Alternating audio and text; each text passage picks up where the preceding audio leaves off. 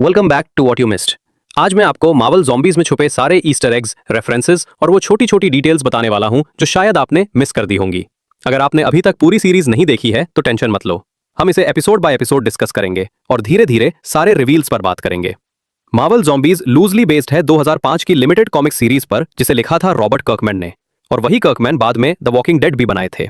अब ये TV series असल में व्हाट इफ सीजन 1 वाले एपिसोड व्हाट इफ ज़ॉम्बीज़ की कंटिन्यूएशन है। वो एपिसोड करीब 4 साल पहले आया था, तो अगर आपको याद नहीं है कि वहां तक कहानी कहां पहुंची थी तो एक छोटा सा रिफ्रेशर। जेनेट वैन ने क्वांटम रेल्म से एक ज़ॉम्बी वायरस वापस लाया था और उसने अर्थ के माइटीएस्ट हीरोज को इन्फेक्ट कर दिया। जब ब्रूस बैनर पृथ्वी पर थैनोस के बारे में वॉर्न करने आया तब तक दुनिया पूरी तरह बर्बाद हो चुकी थी। सिर्फ कुछ सुपर हीरो सर्वाइवर्स ही बचे थे। वो सब कैंप लीहाई पहुंचे और पता चला कि विजन एक ज़ॉम्बीफाइड वांडा को कंटेन कर रहा है और उसे फीड करने के लिए लोगों का इस्तेमाल कर रहा है, यहां तक कि तिचाला के पार्ट्स भी। उन्होंने वांडा से लड़ने की कोशिश की लेकिन बहुत सारे हीरोज मर गए। विजन ने क्योर ढूंढने की उम्मीद में अपने सिर से माइंड स्टोन निकाल लिया और जो बाकी बचे सर्वाइवर्स थे वो वकांडा की तरफ निकल पड़े। अब व्हाट इफ का वो एपिसोड तो अच्छा था लेकिन उसमें कॉमिक्स वाली खून खराबे वाली इंटेंसिटी नहीं थी। लेकिन ये नई सीरीज शुरू होते ही साफ कर देती है कि यहां लेवल और ऊपर होने वाला है। लिटरल ब्लड सोक्ड इंट्रो से ही ये बात क्लियर हो जाती है। टाइटल कार्ड के दौरान अगर ध्यान से सुनो तो तेज म्यूजिक के नीचे बहुत सारी विस्पर सुनाई देती है। ये हमें सीरीज के मेन विलन की तरफ हिंट देती हैं, लेकिन फिलहाल स्पॉयलर्स नहीं। टाइटल कार्ड का अचानक बर्स्ट होना फेमस हॉरर ओपनिंग्स को ट्रिब्यूट है, the evil dead, the Texas chainsaw massacre और सबसे ज्यादा इंसिडियस। ओपनिंग किल भी कर्कमैन को ट्रिब्यूट जैसा लगता है क्योंकि वही द वॉकिंग डेड के क्रिएटर थे। और याद है डैरल डिक्सन, वही सबसे पॉपुलर क्रॉसबो वील्डिंग ज़ॉम्बी किलर। अब हमें कुछ फेमिलियर फेसेस दिखते हैं, कैट बिशप, रीरी विलियम्स और कमला खान। लेकिन ये वो वर्जन्स नहीं है जिन्हें हमने एमसीयू में पहले देखा था।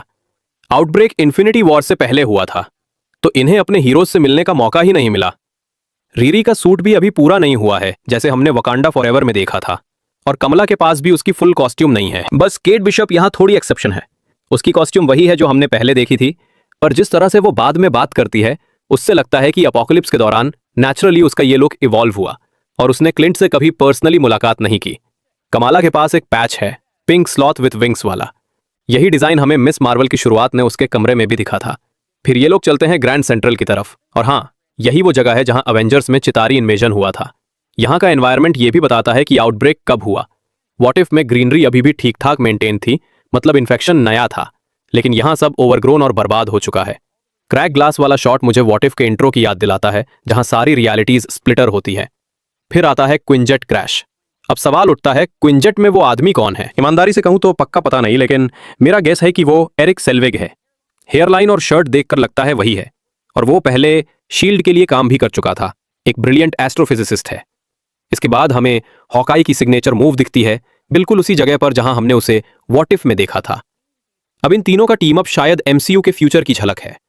डियर गॉड, उम्मीद करते हैं कि हमें जल्द ही यंग अवेंजर्स देखने को मिलेंगे। इसमें ये तीनों होंगी, साथ में कैसी लैंग, पेट्रियट और वांडा व बिलिली मैक्सिमॉफ भी। यहीं से कैट बिशप नेचुरल लीडर बनकर सामने आती है, और ये भी रूमर्स हैं कि यंग अवेंजर्स में वही लीडर होगी। फिर हम पहुंचते हैं बिशप मैनर पर, जो सीधे कॉमिक्स से लिया गया है। केट कहती है कि रीरी ने सबको पीछे छोड़ दिया टोनी स्टार्क के हेडलेस बॉडी से आर्मर चुराकर। ये सीधा रेफरेंस है व्हाट इफ के एक सीन से। रीरी बताती है कि उसका डिवाइस है क्रॉस गैलेक्टिक ट्रांसमीटर। एमसीयू में हमने ऐसा डिवाइस पहले कभी नहीं देखा, लेकिन साईफाई स्टोरीज जैसे स्टार वॉर्स और स्टार ट्रेक में ये आम बात है। रीरी अपनी कार का नाम रखती है उहुरा, जो स्टार ट्रेक के कैरेक्टर पर रेफरेंस है। आयरन हार्ट में दिखाया गया है कि रीरी बड़ी ट्रैकी है, लेकिन उसका फेवरेट कैरेक्टर उहुरा नहीं बल्कि स्पॉक है। गैंग का न्यूयॉर्क से निकलकर सर्वाइवर्स या क्योर की तलाश में कंट्री भर में सफर करना भी क्लासिक ज़ॉम्बी मूवी ट्रोप है। Zombieland, 28 Days Later, Dawn of the Dead, The Walking Dead और हाल ही में द लास्ट ऑफ यूएस में भी ऐसा ही देखा था। फिर ये लोग तूफान में फंस जाते हैं और ऑफ कोर्स और ज़ॉम्बीज का सामना करते हैं। रीरी एक मूव करती है जो सीधा आयरन मैन मूवी को होमाज देता है।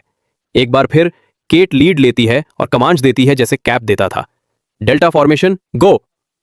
और मुझे अच्छा लगा कि उन्होंने कमाला को पावर्स की प्रैक्टिस कराई है। ये बिल्कुल वैसे था जैसे सिविल वॉर में स्टीव और वांडा ने किया था। डेल्टा फॉर्मेशन में कमला अपनी पावर से डेल्टा सिंबल बनाती है और ज़ॉम्बीज के बीच रास्ता तैयार करती है।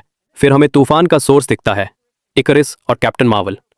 ये देखकर मैं शॉक हो गया क्योंकि केविन फाइगी ने कहा था कि कुछ फेज 4 कैरेक्टर्स फिर से नहीं दिखेंगे।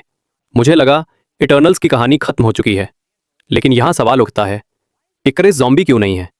क्योंकि इटर्नल्स बेसिकली रोबोट्स हैं और एंड्रॉइड्स को इन्फेक्शन नहीं होता, तो फिर वो कैप्टन मार्वल से क्यों लड़ रहा है? मेरा गेस है कि इस यूनिवर्स में इटर्नल्स अब भी तियामुत को इमर्ज करने की कोशिश कर रहे हैं और कैप्टन मार्वल को डिस्ट्रैक्ट रखने के लिए इकरिस को उसके खिलाफ लगा दिया। ध्यान दो कि कैरल डैनवर्स वही सूट पहनी हुई है जो हमने कैप्टन मार्वल के एंड में देखा था, और मुझे लगता है ज़ॉम्बी आउटब्रेक के समय निक फ्यूरी ने जरूर पेजर यूज किया होगा। केट का बिलेव्ड ट्रिक एरो वही कॉन्फिटी एरो है जो हमने what if happy Hogan saved Christmas में देखा था, लेकिन फिर केट ब्रूटली मारी जाती है। और फिर फाइनली ये होता है एमसीयू में ब्लेड की पहली एंट्री। ब्लेड कॉमिक्स में एक शानदार कैरेक्टर है। वो हाफ वेम्पायर और हाफ ह्यूमन है जो अपनी मां की मौत का बदला लेने के लिए हंटिंग करता है। मार्वल ने 2019 में ही एक ऑफिशियल ब्लेड मूवी अनाउंस कर दी थी जिसमें महर्शाला अली मेन रोल निभाने वाले हैं, और हमें उसकी आवाज इटर्नल्स के एंड में सुनने को मिली थी। Sure you're ready for that, Mr. Whitman? इसके बाद कहानी कट करती है नॉर्थ इंस्टीट्यूट इन ओहायो पर। हमने इस इंस्टीट्यूट को पहली बार ब्लैक विडो में देखा था। ये वही शील्ड बेस था जिसमें अलेक्सी और मिलेना ने घुसपैठ की थी। यहां हमें ब्लैक विडो का एक और रेफरेंस मिलता है, न्यूरोलॉजिकल एजेंट वाला टेक जो ह्यूमंस को कंट्रोल करता था। और मजेदार बात यह है कि ज़ॉम्बीज पर यह और भी अच्छा काम करता है। यही टेक मिलेना उस फिल्म में डेवलप कर रही थी। मिलेना अपने बेस को छिपाने के लिए जो वॉल ऑफ ज़ॉम्बीज इस्तेमाल करती है वो द वॉकिंग डेड की मिथॉस जैसी लगती है। वहां भी लोग अपने आप पर ज़ॉम्बी गट्स और खून मलकर अनडेड के बीच घुसते थे। यहां भी हॉर्ड ऑफ ज़ॉम्बीज को ऐसे ही यूज किया गया ताकि वांडा की ज़ॉम्बी आर्मी इन्हें पहचान न सके। ये बिल्कुल वैसा ही है जैसे रिक और ग्लेन ने द वॉकिंग डेड सीजन 1 में किया था। इसके बाद हमें दिखता है ज़ॉम्बी होर्ड और उसके सबसे पावरफुल सुपर हीरो मेंबर। यहाँ क्लीन, ओकोये, एबॉमिनेशन और गॉस्ट सब मौजूद हैं।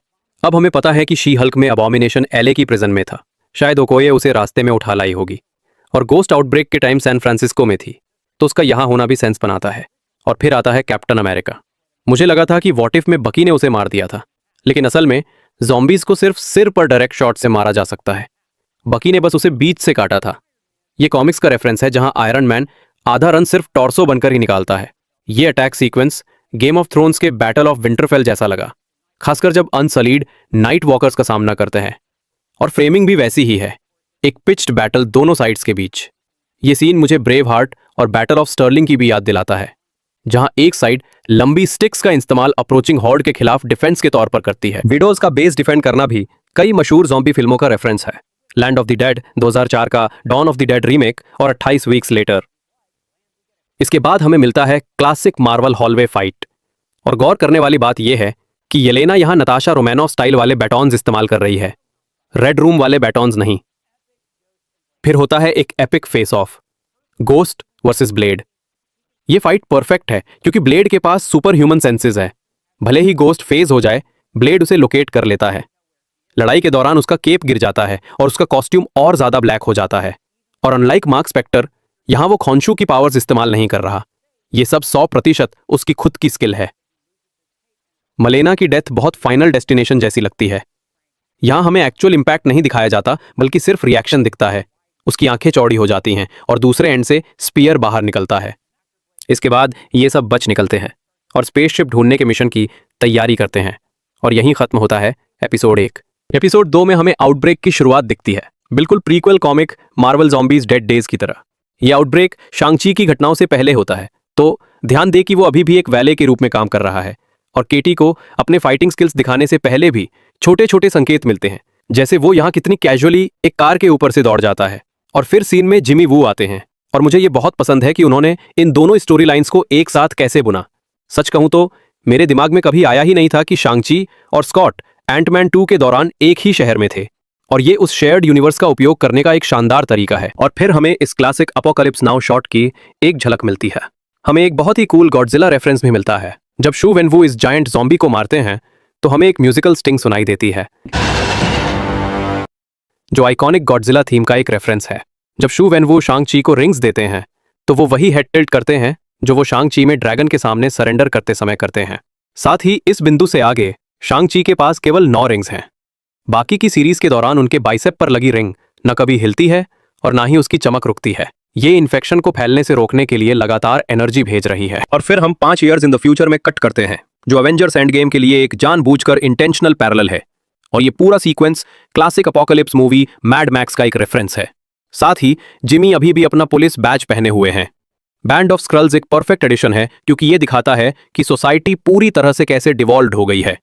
याद रखें, प्लेग शो के सीक्रेट इन्वेजन से बहुत पहले शुरू हुई थी, तो इस समय सभी स्क्रल्स अभी भी इंसान होने का नाटक कर रहे थे और शायद निक फ्यूरी के लिए अंडरकवर काम कर रहे थे। लेकिन अब जब कोई गवर्नमेंट नहीं है और हर जगह ज़ॉम्बीज हैं, तो वे बस अपने असली चेहरे का इस्तेमाल कर रहे हैं, क्योंकि ऑनेस्टली उन्हें कौन रोक सकता है। फिर हम City on the Sea entrance पर कट करते हैं और बेबी बैरन जेमो वापस आ गया है। जब इन्फेक्शन फैला तो वो सिविल वॉर में हुई हर चीज के कारण जेल में था। अर्थ 616 में वो रॉस के तहत एक कंटेनमेंट सेंटर में समाप्त हुआ, लेकिन यह संभव है कि इस दुनिया में उसे राफ्ट भेजा गया हो और आउटब्रेक के बाद उसने उस पर कब्जा कर लिया हो। यह भी ध्यान दे कि वो अपनी आइकॉनिक कॉस्ट्यूम में वापस आ गया है। उसने जॉन वॉकर के लिए भी एक मैचिंग आउटफिट बनवाया। क्यूट। जीमो वास्तव में अपनी यूनिफॉर्म्स के साथ बहुत कंसिडरेट है, विचारशील है। यहां तक कि उसके सोल्जर्स के पास भी उसका सिग्नेचर मरून रंग का एक छोटा सा पैच है। जीमो का सत्ता लेना और ग्रेटर गुड के लिए कुछ लोगों का सैक्रिफाइस करना कई पोस्ट अपोकलिप्टिक ज़ॉम्बी मूवीज के लिए बहुत ऑन ब्रांड है। अब यह शायद जीमो के लिए सबसे अच्छी रियलिटी है, क्योंकि एक बार फिर उसके साथ रॉयल्टी, शाही परिवार के सदस्य जैसा व्यवहार किया जाता है। और जैसे ही वे रात का खाना खा रहे होते हैं, ब्लेड कहता है, I know longer consume blood. और ये उस सिरम का एक रेफरेंस है जिसे ब्लेड कॉमिक्स में लेता है। ये सिरम उसे मजबूत करता है और उसके ब्लड लस्ट को रोकता है। और इस टाइमलाइन में भी जिमी वू में अभी भी क्लोजअप मैजिक के लिए एक नैक है। ओह, और फिर हमें तालों कान के लोग दिखते हैं। और ध्यान दें, ये निश्चित रूप से एक वेल का मृत शरीर है। और फिर हमें ज़ॉम्बिफाइड नेमोर दिखता है। अब कॉमिक्स में नेमोर के 3 वेरिएंट्स हैं जो इस वायरस का शिकार होते हैं, जिसमें एक वो भी शामिल है जिसे ब्लेड ने मार डाला था। हम इनसाइड द राफ्ट में कट करते हैं और इस पर ध्यान दें। And if their boss shows up, that's what we have heroes for. तो वॉकर को ठीक ठीक पता है कि जीमो क्या कर रहा है और वो इससे ठीक है। ये उसके बेस नेचर को हाईलाइट करता है और कैसे वो हर यूनिवर्स में कैप्टन अमेरिका नहीं बन सकता क्योंकि वो हीरो नहीं है। जबकि शांग-ची सर्वाइवर्स को बचाने के लिए लड़ता है, वॉकर खुशी खुशी अपनी सुरक्षा सुनिश्चित करने के लिए लोगों का सैक्रिफाइस करेगा। उसके डिजाइन में एकमात्र डिफरेंट चीज उसके टीथ हैं। इंसान के टीथ के बजाय उसके पास शार्क टीथ हैं और ये केवल उसी के लिए स्पेसिफिक है। अन्य ज़ॉम्बीज के पास नॉर्मल टीथ हैं और जब वो रोर करता है तो वो लिटरली वास्तव में अपने थ्रोन से मेल खाता है। जीमो कहता है, एक्टिवेट द हंक सेल, और ये उस सेल का एक मॉडिफाइड मजबूत वर्जन है जिसे हमने पहली बार एवेंजर्स में देखा था। और मुझे ये फाइट सीन बहुत पसंद है। ये बहुत अच्छी तरह से किया गया है। ये सचमुच मुझे एक अवेंजर्स फाइट की याद दिलाता है। अब जब नेमोर उनका पीछा करता है तो हम इस शो और मल्टीवर्स ऑफ मैडनेस के बीच समानताएं देखना शुरू कर देते हैं, क्योंकि ये वांडा द्वारा अमेरिका चावेज का शिकार करने जैसा बहुत सिमिलर दिखता है। साथ ही मुझे खुशी है कि मार्वल ने इस फाइट के लिए हॉरर एस्पेक्ट को पूरी तरह से अपनाया, क्योंकि ये बस सो डैम गुड है। तो एपिसोड 3 शुरू होता है वहीं से जहां व्हाट इफ वाला एपिसोड खत्म हुआ था। अब सवाल आता है, स्कॉट अभी भी सिर्फ एक फ्लर्टिंग हेड क्यों है? तो असल में ऐसा इसलिए है क्योंकि वो इन्फेक्टेड हो गया था, लेकिन फिर विजन ने उसे क्योर कर दिया। बस समस्या ये थी कि क्योर करने के लिए विजन को उसका बॉडी रिमूव करना पड़ा। अब नोटिस करो कि ब्लैक पैंथर की एक लेग मिसिंग है। फिर हमें मिलता है वही किक एस एंट्रेंस थॉर, ग्रूट और रॉकेट का, जो हमने इन्फिनिटी वॉर में देखा था। लेकिन सैडली थॉर फिर वही गलती करता है। I've gone for the head. जब थैनोस पावर स्टोन का इस्तेमाल करता है तब रॉकेट उसी तरह डिसइंटीग्रेट हो जाता है जैसे गार्डियंस ऑफ द गैलेक्सी 1 में हुआ था। पीटर वकांडा की कैपिटल को गोल्डन सिटी कहता है। यह रेफरेंस है उसके फाउंडिंग एंसेस्टर्स गोल्डन ट्राइब का। और सच कहूं तो तचाला अमेजिंग एजिलिटी दिखाता है, वो भी मिसिंग लेग के बावजूद। कॉमिक्स में भी यही दिखाया गया है और तचाला तो ऑफेंड तक हो जाता है अगर कोई ये सजेस्ट करे कि वो अब फाइट करने में केपेबल नहीं है। जब पीटर स्टॉर्म ब्रेकर को थैनोस से खींचता है तो हमें ग्रीन ग्लो दिखता है। ऐसा इसलिए क्योंकि थैनोस ने टाइम स्टोन का इस्तेमाल करके अपनी चोट हील कर ली थी। फिर थैनोस को जमीन पर पटका जाता है और उसका गॉन्टलेट खुद उठता है। ये scene visually Evil Dead poster जैसा लगता है। और जब थैनोस उसे पंच करता है तो तुरंत उसका सूट नीला ग्लोव करने लगता है। ऐसा इसलिए क्योंकि उसका सूट किनेटिक एनर्जी एब्जॉर्ब करता है और वही उसे स्ट्रेंथ देता है थैनोस को टैकल करने की। और आखिरकार पीटर दिन बचा लेता है। अब सवाल आता है, अगर वाइब्रेनियम स्टोन्स को डिस्ट्रॉय कर सकता है तो इन्फिनिटी वॉर में उन्होंने कैप शील्ड क्यों नहीं यूज किया? असल में वाइब्रेनियम ने स्टोन्स को पूरी तरह डिस्ट्रॉय नहीं किया। देखो, स्टोन्स में बिग बैंग की प्योर एनर्जी है। वाइब्रेनियम केसिंग को तोड़ सकता है लेकिन एनर्जी खुद कभी डिस्ट्रॉय नहीं होती। इसलिए केसिंग टूटते ही एनर्जी अनकंट्रोल होकर चारों तरफ फैलने लगती है। अब उसके पास कंटेनर नहीं होता तो वो फ्री फ्लो में आ जाती है। इसके बाद पीटर एक पोर्टल में खींच लिया जाता है। ये बेसिकली एंड गेम में उसके एंट्रेंस का उल्टा वर्जन लगता है। फिर हम पहुंचते हैं कमारताज, जहां दिखते हैं रिंत्रा, सारा वुल्फ और लंडन मास्टर। हाँ, कॉमिक्स में भी उसका प्रॉपर नाम कभी नहीं दिया गया, उसे बस लंडन मास्टर कहा जाता है। और एमसीयू में ये कैरेक्टर्स हमें पहली बार मल्टीवर्स ऑफ मैडनेस में दिखे थे, तो इनकी मौजूदगी हमें तुरंत हिंट देती है कि स्टोरी किस डायरेक्शन में जा रही है। अब कट होता है न्यू एसगार्ड पर। वैल्करी ने यहां ज़ॉम्बी हेड्स का बड़ा ग्रूसम डिस्प्ले लगाया है। ये शायद कॉमिक्स वाली वैल्करी का नॉड हो सकता है। एमसीयू में वो ज्यादातर सोर्ड यूज करती है, लेकिन कॉमिक्स में उसके पास एक स्पीयर होता है। और ये इम्पेल्ड हेड्स रॉबर्ट कर्कमैन के एक और काम द वॉकिंग डेड का भी रेफरेंस हो सकते हैं। साथ ही ध्यान दो कि गॉड्स का रेफ्यूज वैसा ही दिखता है जैसा हेमडाल ने राग्नारॉक में इस्तेमाल किया था। अंदर हमें कई स्टैच्यूज दिखते हैं, जिनमें सबसे नोटेबल है ओडिन की स्टैच्यू। और भले ही वैल्करी कहती है कि ये रेफ्यूज सेफ है, पर साफ इंडिकेटर्स हैं कि ये उतना सेफ नहीं है, जैसे कि दीवारों पर बड़े स्क्रैचेस और ये आदमी जिसकी शील्ड मिसिंग है। थॉर अपने थ्रोन पर बैठा है और ये उसका बिल्कुल नया लुक है। अब वो अपनी सिग्नेचर कॉस्ट्यूम नहीं पहन रहा, बस टिपिकल एसगार्डियन सोल्जर आर्मर पहने हुए है। अब वांडा प्रिटेंड करती है कि वो सोकोविया की क्वीन है, लेकिन ज़ीमो तुरंत पॉइंट करता है कि सोकोविया की कोई क्वीन नहीं होती। ये शायद उस कॉमिक स्टोरी लाइन का रेफरेंस है जहां वांडा ने डूम से शादी की थी और वो टेक्निकली कैसल में रहती थी। मल्टीवर्स ऑफ मैडनेस में भी हमने वांडा का ट्रू फेस बस एक बार देखा था, जब वो प्रोफेसर एक्स को उसके हेड में मार देती है। बाकी पूरी मूवी में वो ग्लैमर यूज कर रही थी, जैसा यहां कर रही है। अब वांडा कहती है, over time I found a way to focus my powers and control my thoughts and myself. I regain my ability to sculpt reality. और ऑनेस्टली ये कॉमिक्स के ज्यादा क्लोज है बनिस्बत व्हाट इफ के। कॉमिक्स में हीरो अपने personalities retain करते हैं, वो गिल्टी फील करते हैं जब तक कि भूख उन्हें कंट्रोल ना कर ले। शो में भी पावरफुल ज़ॉम्बीज इवॉल्व होकर अपनी पर्सनालिटीज वापस पा रहे हैं। और ये सिर्फ वांडा नहीं है, थैनोस एक्टिवली सीख रहा है। और ओकोये भी, भले ही इविल हो और वांडा को सर्व कर रही हो, लेकिन उसके अंदर अब भी ओरिजिनल पर्सनालिटी की झलक मिलती है। जब वांडा अपना इल्यूजन रिवील करती है तो वो वही रेड हैंड फ्लेयर यूज करती है जो उसने मल्टीवर्स ऑफ मैडनेस में किया था। अलेक्सी भी बहुत देर से ज़ॉम्बी में बदलता है। मुझे लगता है ये सुपर सोल्जर सीरम की वजह से है जो उसके खून में है। गॉड, ये फाइट बहुत ब्रूटल है। और सच कहूं तो ये अच्छा लगा कि मार्वल ने सच में लोगों को मरने दिया। ब्लेड एक classic moon night style jump करता है स्टेयर्स से। फिर हमें दिखती है famous grand master party ship जो रग्नारॉक में थी। जाने से पहले थॉर कहता है, यूज द अवेंजर्स नाउ। और कम ऑन गाइज, ये साफ साफ यंग अवेंजर्स का हिंट है। फिर उनका हैप्पी फ्लाइट दिखता है जो एंड गेम के अर्ली सीन का पैरेलल है। दोनों ही केसेस में पूरा क्रू सुपर एक्साइटेड है स्पेस में होने के लिए। जब नोवा कॉर्प्स शो होते हैं तो वो उसी शील्ड फॉर्मेशन में आते हैं जो हमने गार्डियंस ऑफ द गैलेक्सी में देखी थी। Opening scene of 4th episode references से भरा हुआ है। जब वे अर्थ पर गिरते हैं, वैल्करी कहती है, I wonder if this is considered dying in battle, क्योंकि एसगार्डियन वॉरियर्स सिर्फ उसी हालत में वालहला जाते हैं जब वो लड़ाई के दौरान मरते हैं। और फिर फाइनली ये सीरीज और व्हाट इफ वाला एपिसोड आपस में मिल जाते हैं जब क्रू को खींचकर कमरताज लाया जाता है। और फिर हमें पता चलता है कि ब्रूस अब भी जिंदा है, काइंडा। ऑनेस्टली ये मुझे बहुत सरप्राइज करता है, क्योंकि ये कॉमिक से बड़ा डिपार्चर है। याद है आखिरी बार हमने ब्रूस को अनडेड के फील्ड में जाते देखा था। कॉमिक्स में वो ज़ॉम्बी बन जाता है, तो हमने असॉम किया था कि यहाँ भी वैसा ही होगा, लेकिन लगता है उसकी इनपेनिट्रेबल स्किन ने उसे बचा लिया।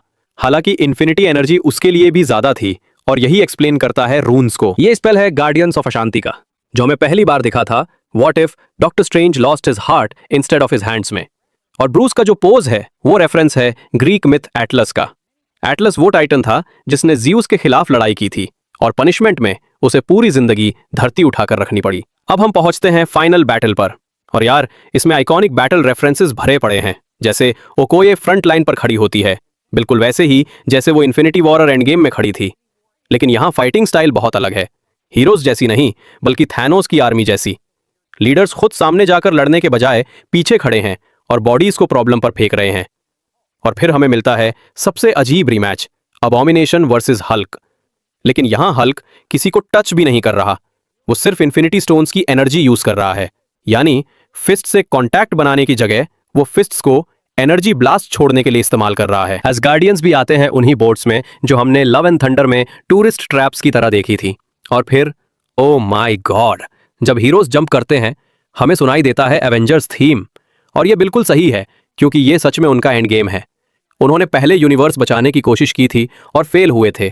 लेकिन अब ठीक 5 साल बाद उन्हें दूसरा चांस मिला। फर्क बस इतना है कि अब वो अवेंजर्स की तरह ऑर्गेनाइज नहीं है, असेंबल कहने वाला कोई नहीं है। उसकी जगह हमें बस ये मिलता है। अब हमें दिखता है कमला कितना ग्रो कर चुकी है। वो एक मूव करती है जो डेल्टा फॉर्मेशन जैसा है, लेकिन सिर्फ ज़ॉम्बीज को पुश करने के बजाय उनके सिर काट देती है। वो अब वो लड़की नहीं है जो एपिसोड 1 में थी। अब वो एस्केप के लिए नहीं लड़ रही, बल्कि किल करने के लिए लड़ रही है। लंडन मास्टर रून्स का इस्तेमाल करता है ज़ॉम्बीज को रोकने के लिए, और इनमें से कई रून्स वही हैं जो अगाथा ने वांडा के खिलाफ यूज किए थे। फिर लंडन मास्टर स्प्लाइसिंग स्पेल करता है, बिल्कुल वही जैसा स्ट्रेंज ने मल्टीवर्स ऑफ मैडनेस में किया था। जब वैल्करी जेनेट के थ्रू क्रॉल करती है तो वो सीन मुझे गार्डियंस ऑफ द गैलेक्सी 2 वाले ड्रैक्स की याद दिलाता है, लेकिन साथ ही वो वही पोज भी हिट करती है जो उसने लव एंड थंडर में किया था। वांडा फिर कमाला के दिमाग में घुस जाती है, बिल्कुल वैसे जैसे उसने मल्टीवर्स में उस अनलकी गाय के साथ किया था। और नोटिस करो उसकी phrasing, all this is for nothing. ये वही दर्द है जो वांडा को मल्टीवर्स में था। याद है उसने कहा था, I blew a hole through the head of the man I loved and it meant nothing. अब वो कमाला के अंदर वही ग्लूट और होपलेसनेस भर रही है। और फिर एंट्री होती है ज़ॉम्बी थॉर की, और मुझे ये बहुत पसंद आया कि उसका एंट्रेंस भी वही बैडएस स्टाइल का है जैसा वो नॉर्मली डे बचाने के लिए करता है। बस फर्क ये है कि अब वो डूम लाने आया है। कॉमिक्स में थॉर प्लेग का बहुत जल्दी शिकार हो जाता है और स्टोरी का मजेदार हिस्सा बनता है। यहां भी उसे देखना फन था। फिर नेचुरली हमें मिलता है हल्क वर्सेस थॉर रीमैच, जैसे रैग्नारॉक में हुआ था। हल्क उसे वही मूव से फिनिश भी करता है, लेकिन फिर वांडा आ जाती है उसी स्टिंग के साथ जैसा मल्टीवर्स में था। दोनों वर्जन्स की वांडा का मोटिवेशन सेम है, पेन। वांडा विजन में उसका सबकॉन्शियस मानता था कि वो सब कुछ ठीक कर सकती है, लेकिन मल्टीवर्स ऑफ मदनेस तक आते आते उसने कॉन्शियंशियसली यही मानना शुरू कर दिया, और यही वो यहां भी कर रही है। कमाला मगर उस वक्त की वांडा जैसी है, वांडा विजन वाली। वो किसी को हर्ट नहीं करना चाहती, लेकिन उसने बहुत कुछ खोया है और हैंडल नहीं कर पा रही। इन्फिनिटी स्टोन एनर्जी का फैलाव भी हेक्स जैसा दिखता है। और फिर कमाला अपनी रूम में जागती है, और नोटिस करो उसकी दीवारों पर सुपर हीरो पोस्टर्स हैं, लेकिन कैप्टन मार्वल का कोई नहीं। और ये बिल्कुल लॉजिकल है, क्योंकि 616 यूनिवर्स में कैरल अर्थ पर स्नैप के बाद लौटी थी। मतलब इस वर्जन की कमाला ने कभी कैप्टन मार्वल को देखा ही नहीं, तो नेचुरली वो उसके पोस्टर्स नहीं लगाएगी। इस डिल्यूजन में वो कमरान अपने मिस मार्वल वाले लव इंटरेस्ट को देखती है। फिर हमें रीरी दिखती है, और वो रीच आउट करती है उन्हीं वर्ड्स से जो जिमी ने वांडा से हेक्स में कहे थे। और हाँ, रीरी ने क्योर बना लिया। एपिसोड 1 में ही हमने उसे खुद को स्टैब करते देखा था, और क्योर क्या लाता है? होप। और यही है वांडा के प्लान की सबसे बड़ी प्रॉब्लम। ये वांडा विजन का हेक्स नहीं है। हाँ, लोग शायद फेक वर्ल्ड से खुश हो जाते अगर दूसरा ऑप्शन था ईटन होना, लेकिन इशू ये है, अगर लोग डिल्यूजन में जीने लगे तो वो दुनिया को ठीक करने की कोशिश ही छोड़ देंगे। वो फैंटेसी पर सेटल हो जाते हैं। लेकिन असल में लोगों को चाहिए होप, रियल होप, सरवाइव करने के लिए। और इसी वजह से मुझे ये क्लिफ हैंगर बहुत पसंद आया। हमें नहीं पता सीक्वल आएगा या नहीं, लेकिन मान लो अगर नहीं भी आया तो भी ये स्टोरी को एंड करने का परफेक्ट तरीका है। तो बस यही था सब मार्वल ज़ॉम्बीज के बारे में। हाँ, मुझे पता है ये काफी ज्यादा था, लेकिन आपको कैसा लगा? क्या आप सीक्वल देखना चाहेंगे? और क्या आपको ये ब्लड और गट्स वाला स्टाइल पसंद आया? अगर आप यहां फर्स्ट टाइम आए हैं तो प्लीज सब्सक्राइब कीजिए और बेल को स्मैश करना मत भूलिए। Thanks for watching.